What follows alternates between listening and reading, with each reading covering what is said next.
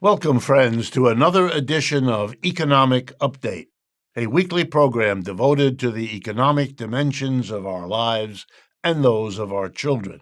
I'm your host, Richard Wolff. Today's program will be interesting for a number of reasons. We're going to talk about political party corruption at the highest levels. Seems an appropriate topic at a time when one group of those fellows is leaving to be replaced by another. I'm going to bring you the results of the University of Florida Election Lab, which keeps really precise records of what happens, who votes in this country and for whom. And you may be surprised by what they're going to tell us about the just completed presidential election. And then we're going to catch up with the strike of 55,000 postal workers in Canada, what they achieved, what they didn't achieve, and what it means going forward, both for Canada, for postal workers here in the United States who are facing similar problems, and for the labor movement in general. Once we're done, we will have, in the second half, an interview with my good friend and frequent guest on this show, Rob Robinson, an internationally renowned specialist in housing and the struggle of people for a decent, affordable place to live. But as usual, I want to invite you to send us your thoughts about the program, your suggestions, your questions. Send them as usual to our worker, volunteer, Charlie Fabian, who stands ready to receive and respond to them. You can reach him at charlie.info438@gmail.com. And I also want to conclude these introductory remarks by reminding you of our newly released book, Understanding Capitalism, available from our website, democracyatwork.info, a really fine companion piece, if I say so myself, and I admit immodestly I am the author. But we wrote this book to answer the kinds of questions that might come up as we go through the particular topics each week that you've asked for and that we know are important for you to understand. So if you want to broaden your understanding, if this program means something to you, get a hold of that book. It'll make the program that much more valuable to you. Okay, let's begin. Political corruption. Well, we have an endless array. Our system seems to produce it, to encourage it, to incentivize it, left, right, and center. And the case I'm going to bring you today happens to be a Democrat.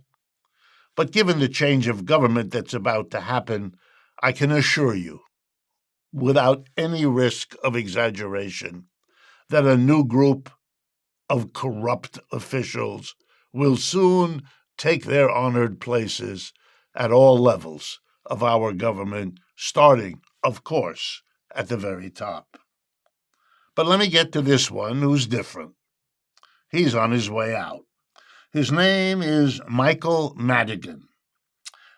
He's a longtime Speaker of the Illinois House of Representatives, as well as being head of the Illinois Democratic Party. He is in a long trial. I believe it's gone on more than 3 months in Illinois, of course. And there, evidence has been brought forward about bribes taken from the state's utility, Commonwealth Edison, well known out there, perhaps not for giving money to politicians, but then again, if you know how the system works, that shouldn't come as a major surprise. He arranged bribes for others, or so the charge goes, including the development of Chinatown down there in Chicago. His law firm gained from favors delivered to him because it was his law firm, it is alleged. Basically, a story of uninterrupted, massive, ongoing criminality. That's the charge. And that's what it looks like will be the decision, although we will wait for that a bit longer. These trials are constant, as they have been across the history of capitalism in the United States. But of course, remember, whatever reasons are ever brought forward for the endless corruption and all that it costs us, you're not allowed to say it might be a product of this system. No, no, no, no, no. You must blame this individual, that particular circumstance, this particularly corrupt corporation, not a system. We keep putting those folks in jail when we catch them. Does it stop the process?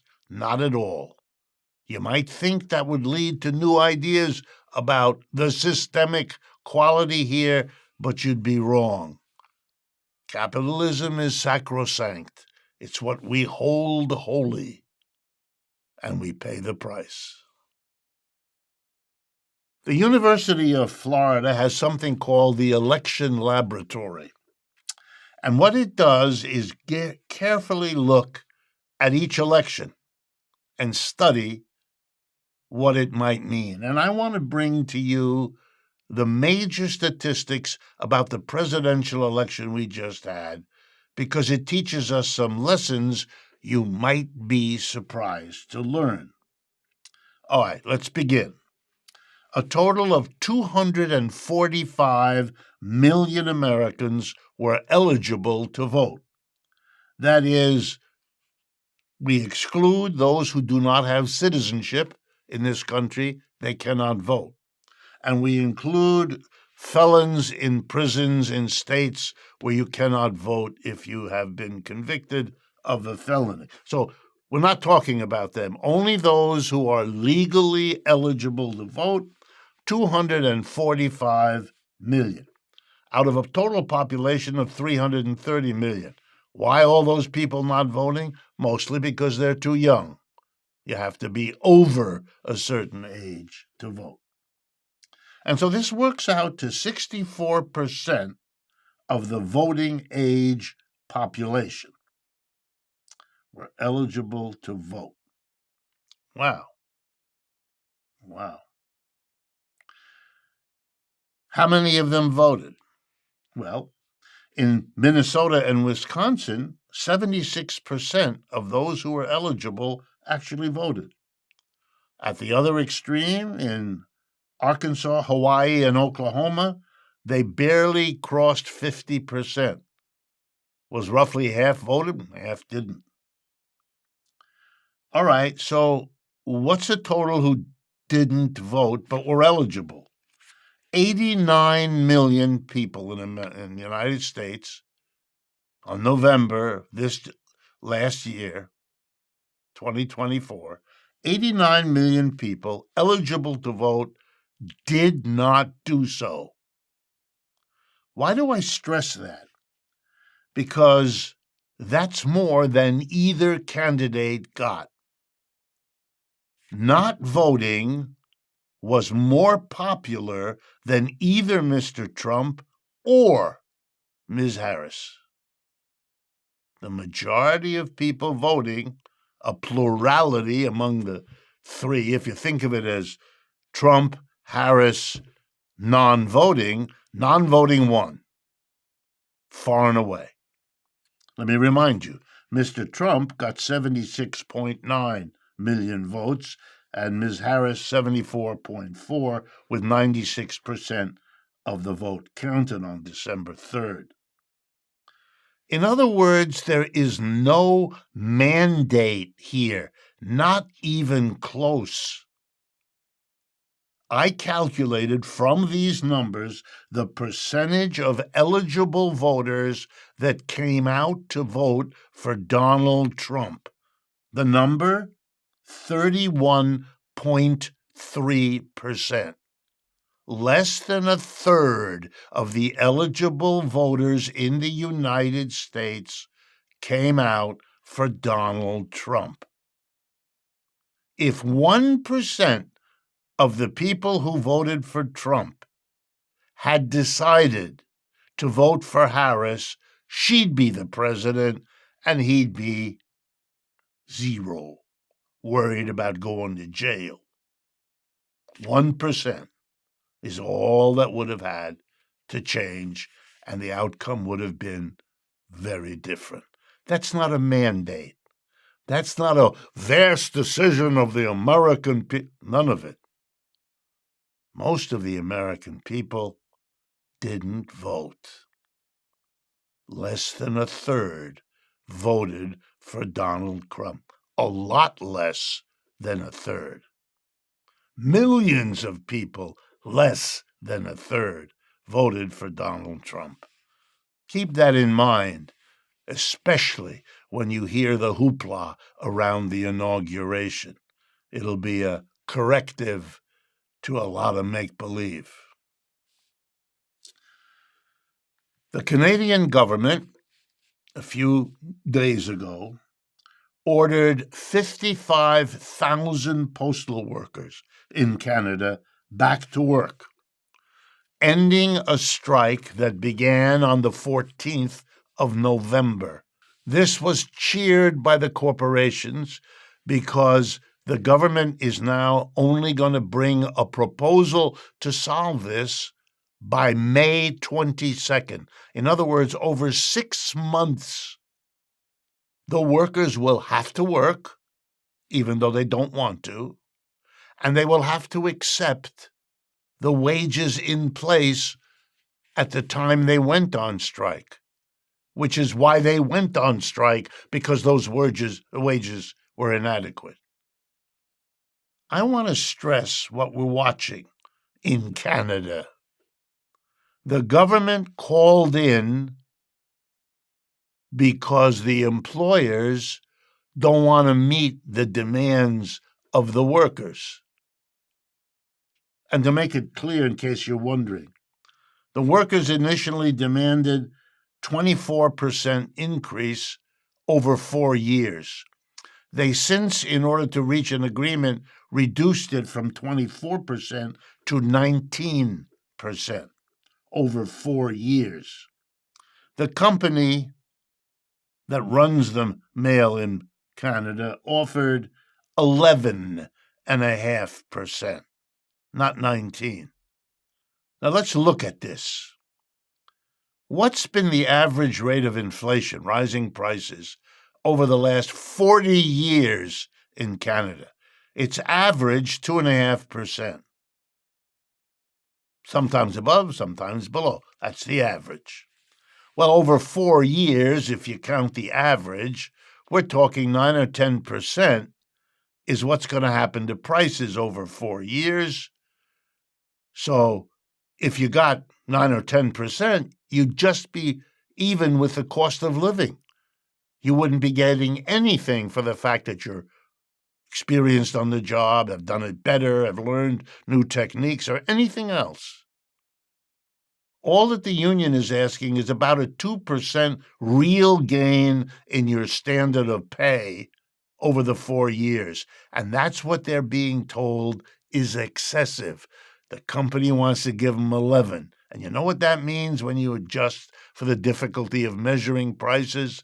It means no change at all. You're going to get the same standard of living 4 years from now that you have now.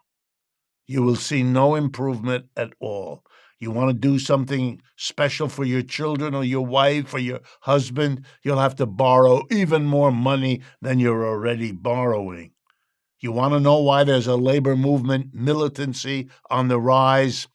You hear it right here, with 55,000 postal workers in Canada, and the exact same crisis confronts workers in the U.S.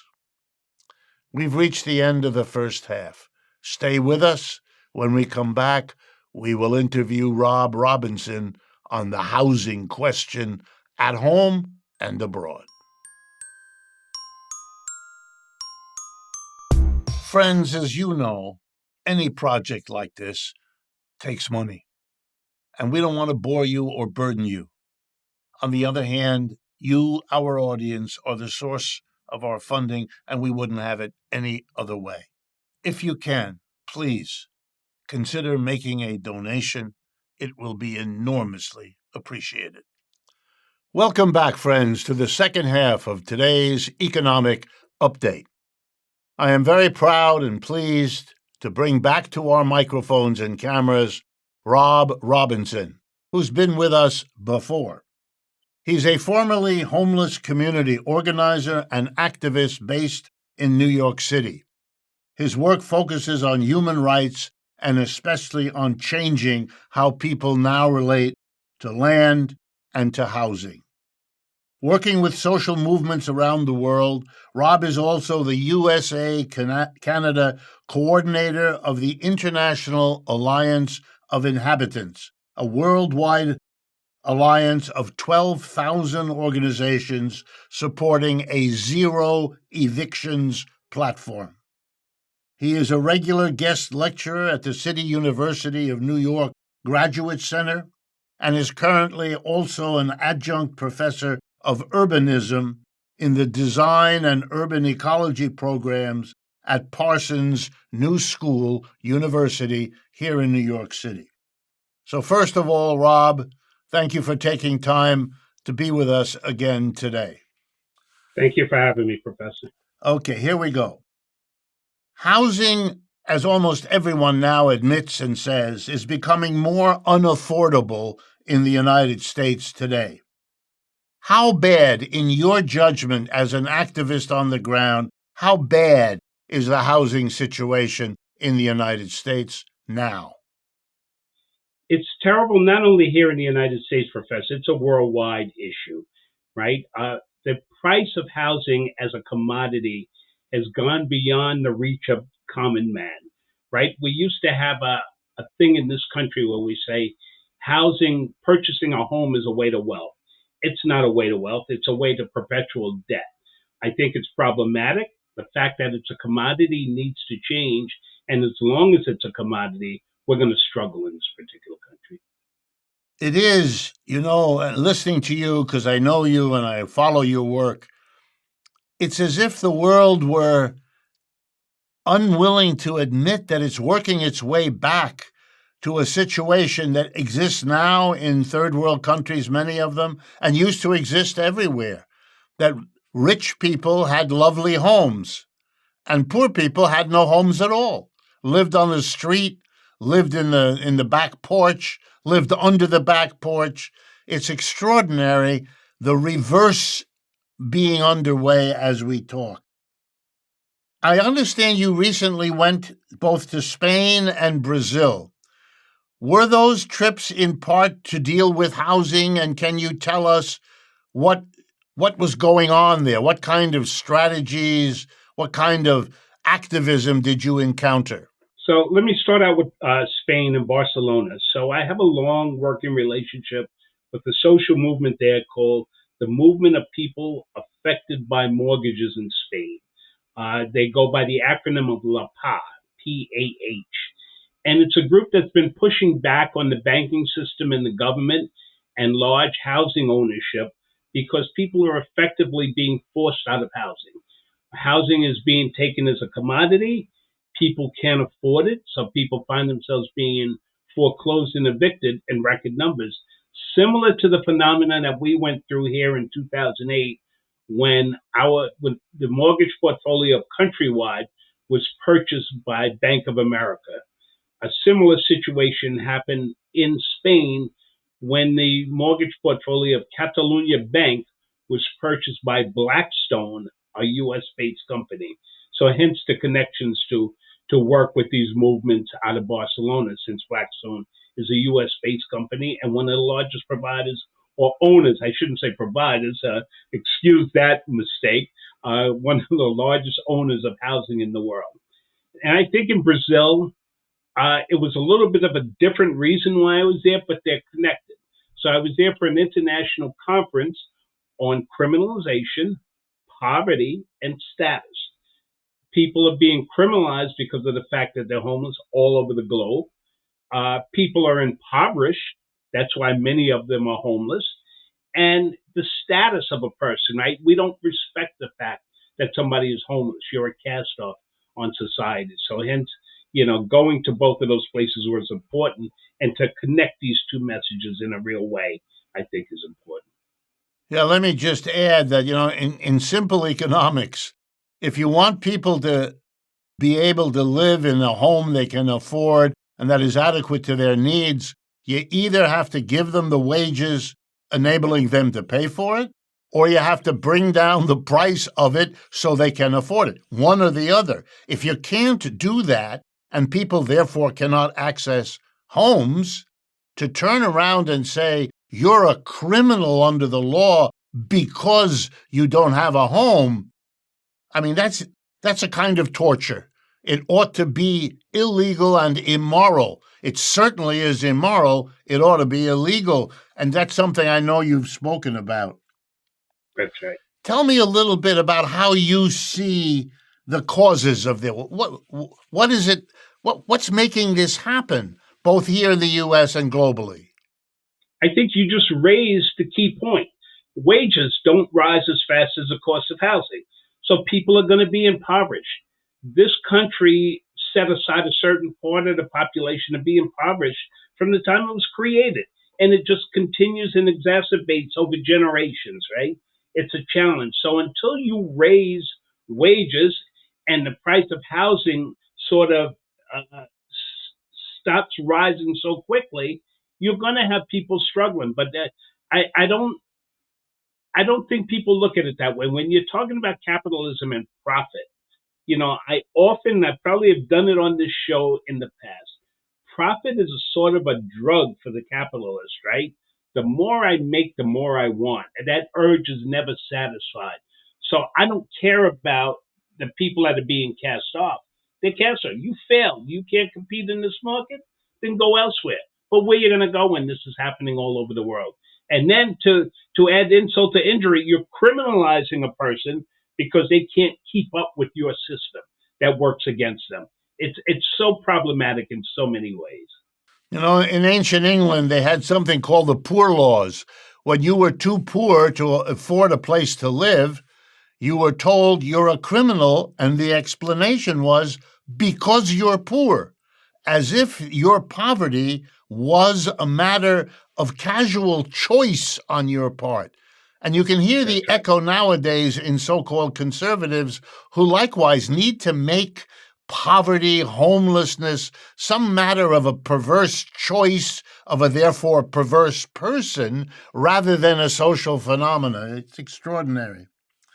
I want to read you. I want to find it in my notes so I read it correctly. I want to read you how homelessness was described recently by the richest person in the world, Elon Musk. This was what he said about homelessness in an interview last October with Tucker Carlson on his television program. Homelessness is, I'm quoting from Elon Musk, homelessness is a lie, a propaganda word. Homelessness is a misnomer. It implies that someone got a little behind on their mortgage, and if you just give them a job, they'd be back on their feet. Well, what you actually have, says Elon Musk, are violent drug zombies with dead eyes and needles and human feces on the street. The more money spent combating homelessness, the worse it gets, according to Elon Musk. What is your reaction to a man who now sits in the White House, or will shortly, with the incoming president as perhaps his number one advisor, who's already his number one donor? Tell me your reaction to hearing those words from Mr. Musk. A sad, perverse thought from an individual that is so far disconnected from human society. It's incredible, right? He grew up with the silver spoon in his mouth, a person of obvious inherited wealth. And for our current president to choose this person as an advisor sort of speaks to our president and the disconnect that he has, right? So we have a problem as we organize and we go forward the next 4 years. We're going to have a lot of work to do. How do you change this? I can't give you that answer right now, but I do think people have to organize and come together. And I think at some point, and this is always my thought, that we're going to have to rise up in this country. We saw the people of Syria say, we've had it after 40 years, right? You got to go.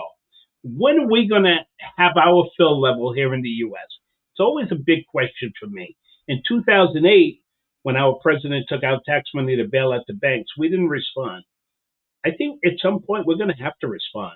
So revolution to me is right down the road. But I think how do we change the narrative? I think we change the narrative by people pushing back on the system. And I see that in other countries. So, you have millionaires in Ipanema Beach. When I was in Rio recently, as you just alluded to, I looked at $3 million homes juxtaposed against informal settlements called favelas, where 500,000 people live. And they figured out a way. We're going to have to exist side by side because these people ain't playing. And if we want our $3 million homes to exist on this mountain, we're just going to have to keep our mouths shut, keep our opinions to ourselves, right? I don't know how it's going to play out here, but, it's interesting every time I go to Brazil to see that situation. We don't claim informal settlements here, but we need to wake up. People are self-determined.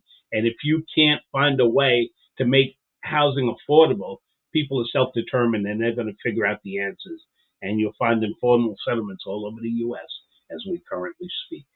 Tell me, Rob, from your experience, where do you see, even if it's in the future and even if it depends on a mass movement, where do you see the quote-unquote solution? What kinds of responses to homelessness ought to be undertaken by political and other leaders and not, listening to the Elon Musk telling us horrible visions because he doesn't have an answer? Simply put, we're going to have to make housing affordable. We're going to have to reinvest in public housing and social housing, cooperative housing. These are things that work. We've seen them work. I think cooperative housing, when you give land to the people and they put on top of that, they build cooperative housing on top of that, that's housing that can remain truly affordable and it's passed on through generations, right? So we have to think outside of the box. Housing isn't all about profit, right? But that's the mentality that we're stuck in right now. How do I profit off of what I construct? Well, how about supplying based on people's needs, right? And I think that looks very different than the world that we currently exist in right now. Yeah, it's a remarkable blindness of a culture to watch everything be subject to whether or not it's profitable to have it happen. And then at the same time to recognize that the profit system isn't housing our people, isn't properly feeding them, isn't properly and adequately clothing them. So clearly there's a systemic problem. And yet we live in a culture that never wants to hear the systemic analysis or the systemic solution. And therefore, by closing those off, we continue to have to face the same problems no matter what little reform here or there we get to undertake. You are a real hero, Rob. I know you're embarrassed and I don't want to embarrass you, but I hear from so many people that you're a hero going around fighting and having done so for so many years. It's a testimony to the ability of people to rise up in the way you suggest. It's just going to take a little longer. In any case, Rob, thanks again for your time. And to all my audience, the housing problem is not going away. The homelessness is not going away. The incoming government looks, if Mr. Musk's comments are any advice, to be blind and deaf to all of it anyway. We have our work cut out, as Rob told us. And I'll be working on it when I visit with you again next week.